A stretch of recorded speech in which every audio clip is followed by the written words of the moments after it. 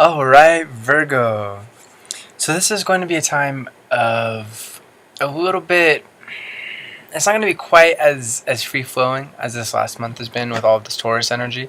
Taurus being another Earth sign, just like Virgo, but it is going to be an energy. This next lunar cycle is going to have a lot of energies that you can work with really effectively as well. Being that Sun is going into Gemini, Mercury is going into Gemini, and Gemini is the other mercurial energy, the energy that is ruled by Mercury, just like you as a Virgo. So even though this energy is square to Virgo, and even though it can be a little bit frustrating at times because all of this Gemini energy is people are going to be talking a lot more than usual, and although there's a lot of good to come from that, definitely there's a lot of communication that you'll be able to have that's very necessary and that you're going to find a lot of use for, in which you're going to be able to get your points across. You're going to be able to help other people understand where you're coming from in general, but especially when it comes to any kind of projects that you're working on or anything at work. Learning skills. There's a lot of really beautiful uses from this, but it can get a little frustrating when people are just chatting superficially. All of the shadow version of Gemini. As always, we experience the best of every transit, well, if we seek it out and if we're fostering that within ourselves as well. And we also can experience the shadow version, both in the version of strangers or just people manifesting in our lives that we don't necessarily plan to have around or not necessarily consciously attracting into our lives, as well as subconsciously we could be attracted into our lives if we're coming from a shadow place. So this is a really good test. Every time we have an energy that is square our natal sun energy, so for example, every time that the sun is in Gemini or in Sagittarius for you, this is a test of patience, being able to make the most of sometimes silly situations, sometimes ridiculous situations, as people act out very much impulsively, excessively, potentially. It's a time also that we have to check as a Virgo for you.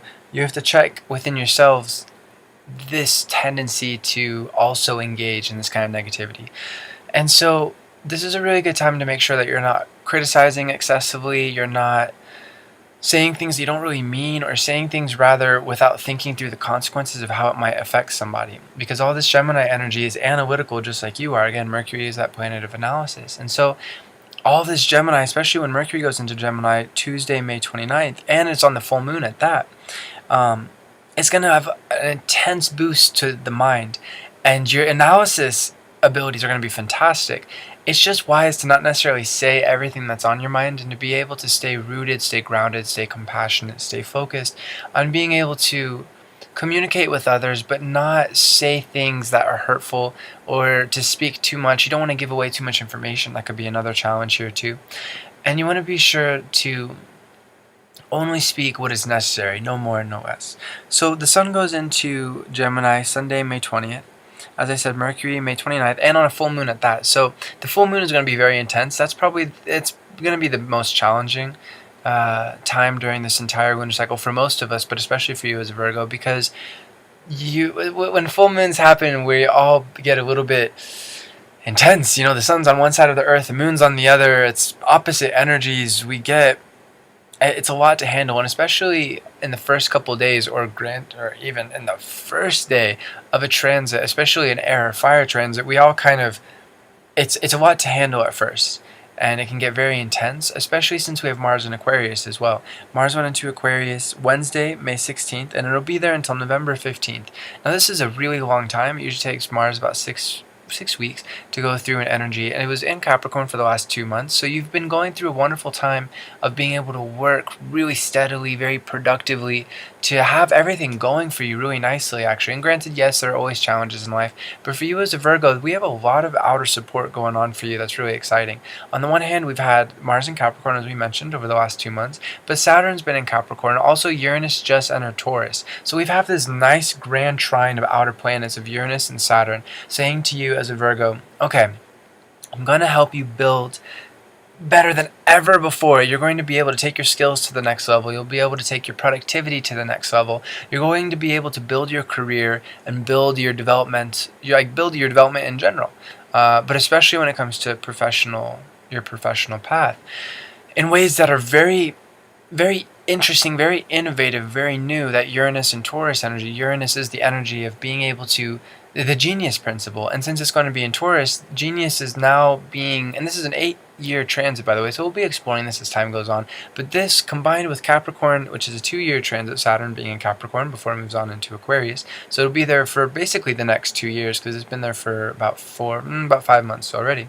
For you as a Virgo, you have both of these powerhouses working with you to be able to craft, to build Saturn, as well as to endure, because this life is manifold, and so there's also personal challenges going on and this and that. But primarily, when it comes to your job, it's giving you an endurance, it's giving you a strength, it's giving you a focus. And then Uranus is there as kind of a wild card. And it's helping you to grow as a person, your sun in Virgo, any other Virgo energies that you have. And if you're interested in going into the depths of your chart, if you have a Mercury Virgo, Venus Virgo, etc., feel free to contact me. My email is williamharrison@live.com. We can set up a reading for you. We can try and figure out, okay, what is it exactly that's going on transit-wise for you specifically, and how to make the most of this. But generally speaking, for all Virgos, that Uranus and Taurus energy is going to be changing values for you in a way, and really for everybody around the world, that Uranus and Taurus energy shaking up what's kind of been stagnant. And Uranus hasn't been in Taurus for about 76 years, so this is a really big deal that Uranus is moving on, and that it's moved on again for the next 8 years, and it's an Earth sign, so it's trine your sun. So for the next 8 years, there's going to be this influence that has a really beautiful start with Saturn and Capricorn. So you have a nice flow, a grand trine of your Virgo energy, as well as this Uranus and Taurus and the Saturn and Capricorn, all helping you to build for the rest of your life. So again, because your sun in Virgo, at the very least, if you have other Virgo energy, that also is being aspected. But your sun in Virgo is, and whether it's 0 degrees Virgo or 29 degrees Virgo, it has this beautiful support from these two planets. You're going to be able to learn very quickly. Now, something that's important to keep in mind is Uranus in Uranus in Taurus is a challenging energy, and so even though the entire world is going through this shift, and it's really beautiful of changing values, being able to technologically speaking, I think we're going to see that genius principle of Uranus, the innovation principle, the futuristic, the next level, the progression, the evolutionary aspect of Uranus coming into the material plane, the Taurus plane. So I really feel that we're going to be seeing nanotechnology, we're going to see AI, we're going to see a lot of really beautiful progressions. Now, don't get alarmed. Some of this might be a little bit challenging to swallow, a little bit like, as it's like, whoa, what does this mean for humanity? And whoa, like Uranus, wherever it is, it's evolving us tremendously. For the last 8 years, it's been in Aries, it's been transforming ego, it's been transforming self, what we should be focusing on in general, and it's also the beginning of a whole Uranus cycle, because Aries is the spark. So we've gone from the spark to now the Taurus is the foundation, the stabilization of all of that. So it's good to look at the last 8 years and go, okay, how have I been developing? How has the world been developing? And where is it going from here on out for the next 8 years, at least seemingly so? Because you're going to be able to gain from these changes very well. So even though sometimes it can be like, oh my goodness, what's happening? You're going to be able to gain wonderfully as a person and any other Virgo energy that you have. And again, for the next 2 years, you have a distinct benefit and advantage from Saturn and being able to build for your career specifically. So this is a really exciting, really wonderful time. We'll explore this in future editions of New Moon News and different lunar cycles coming up for the next 8 years, and again, especially the next 2 years with Saturn being in Capricorn. But overall, this is very exciting. And again, even though things might be a little bit choppy sometimes, Uranus acts very unpredictably, and especially in Taurus, it's in fall. So it's a fall energy that's in fall. So what that means is basically there will be some changes that are very drastic that seem very detrimental, and might be detrimental for a time. But if anything is true about Uranian change, is going to change again. And especially with Uranus and Taurus, just because, for example, some person amasses huge amounts of wealth, well, that person could also lose huge amounts of wealth very quickly for one reason or another, usually with Uranus and Taurus having to do with greed. And that person will most likely have a lot of Scorpio, a lot of Taurus. But regardless, for you as an individual, you're going to be able to learn very effectively from what's going on in the outside world, and you're going to be able to instill a sense of purpose, a sense of value, a sense of integrity into your work. And that's going to continue to develop you, and there's just going to be a nice flow there. So that's something to really look forward to. That's, again, on the macrocosmic view. On the microcosmic, we're going back to the Gemini energy.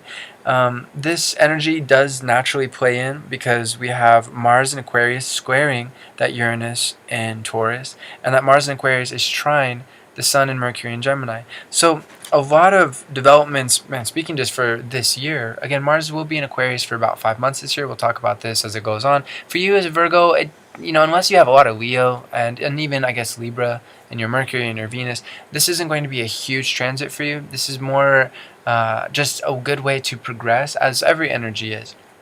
A good energy to just progress what you've been working on so effectively and productively for the last 2 months, keeping in mind that Mars goes back into Capricorn, and thus Mars will be trine I will rejoin that grand trine of Uranus and Taurus, your Sun in Virgo, and Saturn in Capricorn.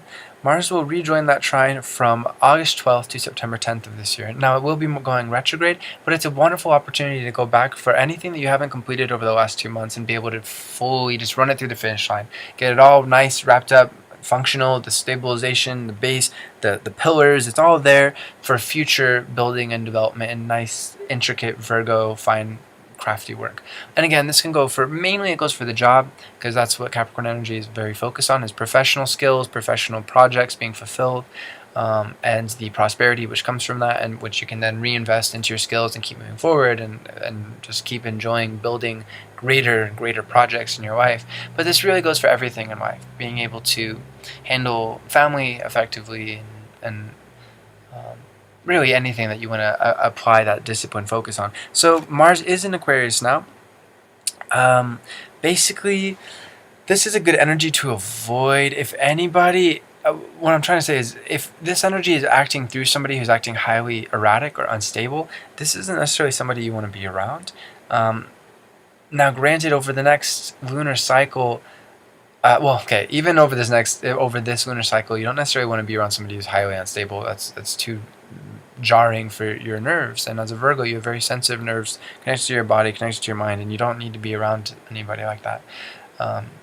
But that being said, the positive side of all this is that Mars in Aquarius, plus that Sun and Mercury in Gemini, can introduce individuals into your lives that deliver fantastic new information, fantastic new technology, fantastic new techniques that take your life to the next level. Sometimes it can be a little bit grating. Maybe their communication style can be frustrating, or maybe they go a little bit too fast and it's a little bit confusing, or on the other hand, maybe they're going too slow. But regardless, it's good to stay patient, and it's good just to make the most of the situation and seek to just progress as much as possible, and ask questions if you need to ask questions. Say what you need to say. That's a big part of this Gemini transit for all of us, but especially for you. Say what you need to say. If people are just talking about things that you don't really want to talk about or don't want to hear, good to leave the situation. If you can't leave the situation, then politely ask, let's not talk about that. And also, going back to what we were just saying, if somebody is introducing ideas that challenge you and that kind of cognitive dissonance, do your research. Make sure you really know what you're talking about, which is very natural for you anyways, but especially with all this Gemini energy, it's going to be key to make sure you do your research, know what you're talking about, and really know what the truth is, know what the facts are, and then be able to talk about it with other people so you can bring the highest form of learning to yourself and to others. And to do so not in a cruel or critical way, but in a positive sort of criticism, a constructive criticism, in saying, you're so stupid, but not like that, but saying instead of that, this is what my research has found to be true. Taking a deep breath is going to be key during this lunar cycle, because Mercury energy, especially Gemini, tends to get very high strung, and that doesn't help our thought process for us to be breathing like that. So continuing to breathe, continuing to do yoga, to meditate, to go on walks, especially out in nature, and just to get back in touch with the body and to be able to smooth out the nerves is going to be crucial during this time.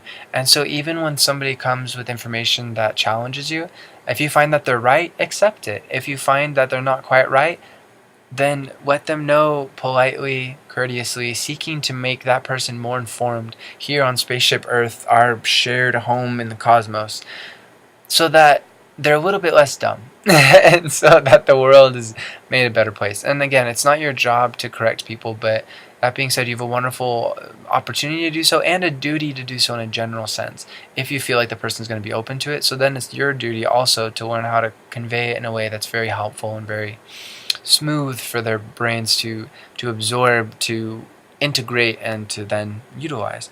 So this Gemini energy is going to be very helpful, especially since we have Venus in Capricorn or Venus in Cancer starting Saturday, May 19th. So that's going to help tremendously in being able to keep everyone compassionate while everybody's thinking at a million miles per hour, to make sure that we're staying in touch with family, being able to reach out and go, yeah, like, oh, I love you, and you're my family, and you're my friends, or who is also my family, and you're my work colleagues, and I really care about you. This is a beautiful energy to be able to mitigate some of that overthinking going on. So again, meditate if you're overthinking, lift weights, do something to get back in the body and to heal some of those frayed nerves and to be able to recalm. Breathing deeply is going to be your most effective technique, definitely. But there are other techniques that you can utilize if you wish to dwell